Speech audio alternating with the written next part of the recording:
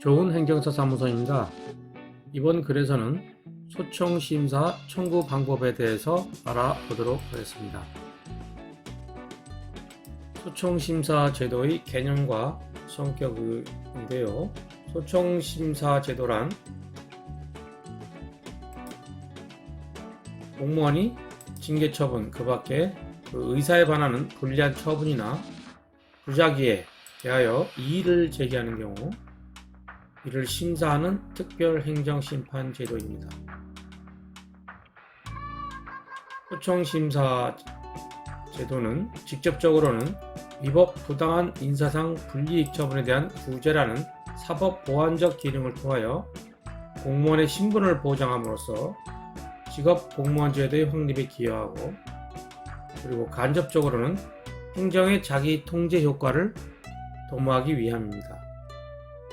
행정의 자기 통제란 위법 부당한 처분으로 상대방에게 불이익을 초래하지 않도록 행정기관 스스로 자신의 행동을 제어하고 조절하는 기능이라고 볼 수 있습니다.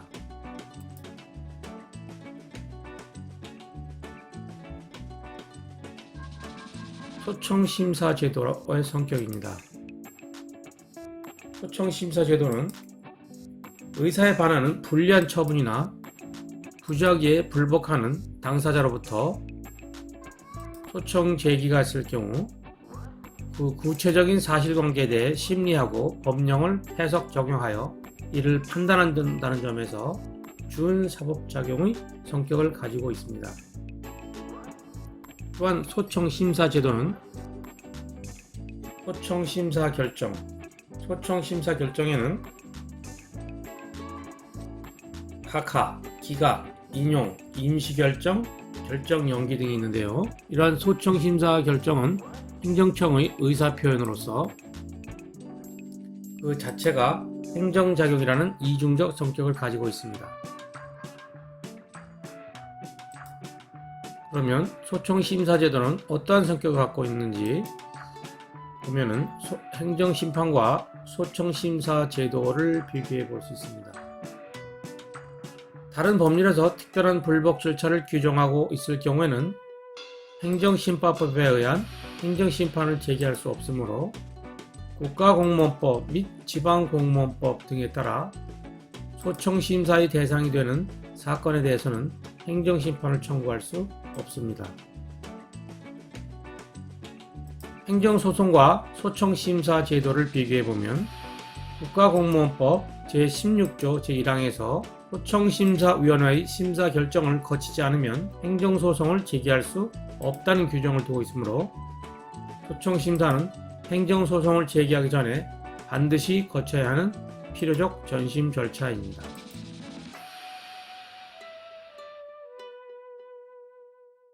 그러면 소청심사는 어느 경우에 청구할 수 있는지 아래를 보면 소청은 국가공무원법 제9조의 징계처분, 그 밖에 의사에 반하는 불리한 처분이나 부작위를 소청심사의 대상으로 규정하고 있습니다.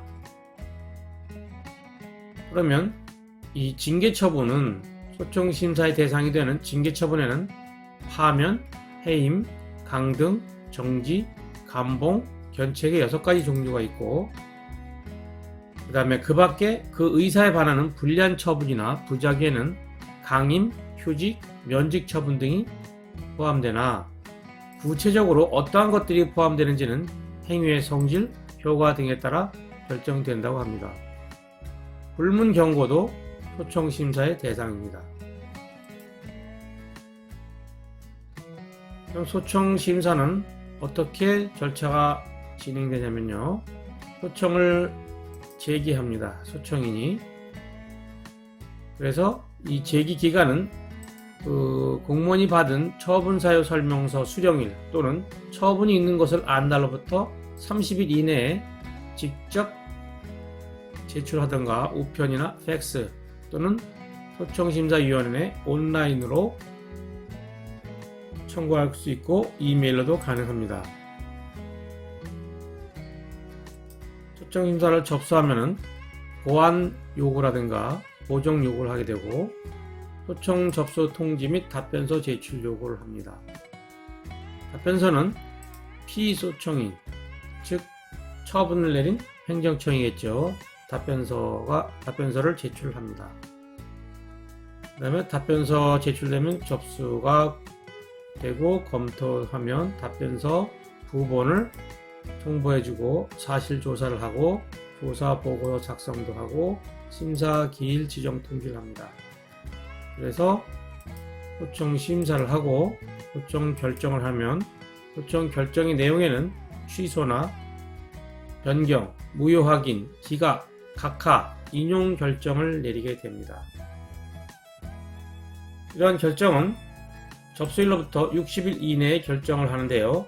제적위원 3분의 2 이상 출석해야 되고 그 출석위원의 과반수 이상 합의로 결정을 하게 됩니다.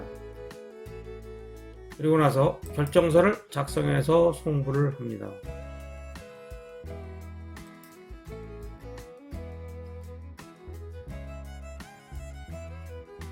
그러면 소청인이 소청을 제기하는 기간을 준수해야 되는데요. 처분 사유 설명서 수령일 또는 처분이 있은 것을 안 날로부터 30일 이내 소청을 제기해야 합니다. 조금 전에 말씀드린 내용을 다시 한번 정리하는 개념인데요. 직접 방문해서 소청인이 소청심사 청구서를 제출하던가 우편이나 팩스 또는 소청심사위원회 홈페이지 인터넷에서 접수가 가능합니다. 접수 후에 소청심사위원회에 통지가 있게 되는데요. 보완사항이 있으면 직권으로 보정하거나 7일 이내 보정할 것을 소청인에게 통지합니다.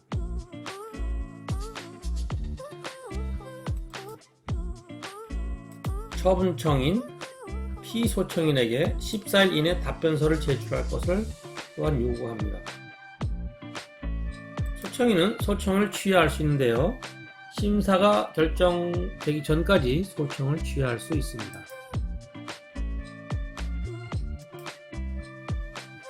소청심사 결정입니다. 제적위원 3분의 2 이상 출석하여 그 출석위원 과반수로 결정을 합니다. 소청심사 결정의 종류는 각하, 기각, 취소 또는 변경, 무효, 불연저 확인, 거부 처분, 부작위, 의무 이행 결정 등이 결정의 종류입니다. 결정은 소청 접수일로부터 60일 이내 결정함이 원칙이나 불가피한 경우에는 30일 이상 연장이 가능합니다. 자, 결정이 되면 결정서 작성해서 송부를 합니다. 소청인 또는 소청인의 대리인 그리고 처분청 또는 처분청의 대리인에게 결정일로부터 10일 이내 결정서를 송부합니다. 감사원에서 파면을 요구한 사건은 감사원에도 송부를 합니다.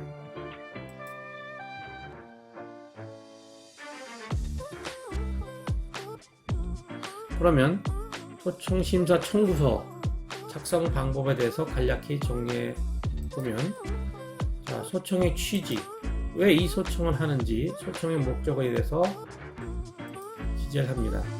소청 이유, 즉 처분이 위법하거나 부당하다고 사료되어 그 이유를 사실관계를 적고 징계사유 처분, 징계사유를 인정하는지, 인정하는 부분 그리고 또 불인정하는 부분에 대해서 기재를 합니다.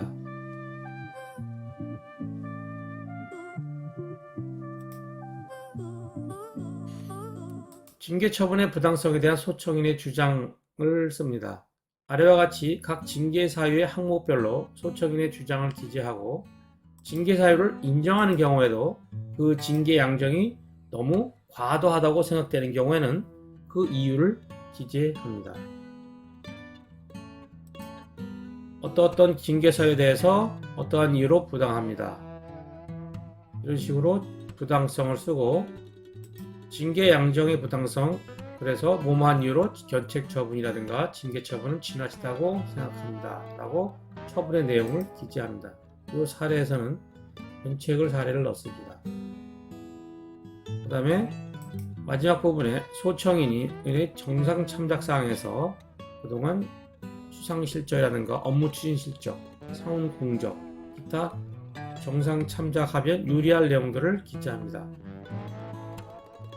도지사, 표창 등 이런 수상하는 경우 표창이나 그 기타 국가의 기한 사실 등은 감경 사유가 될 수 있습니다.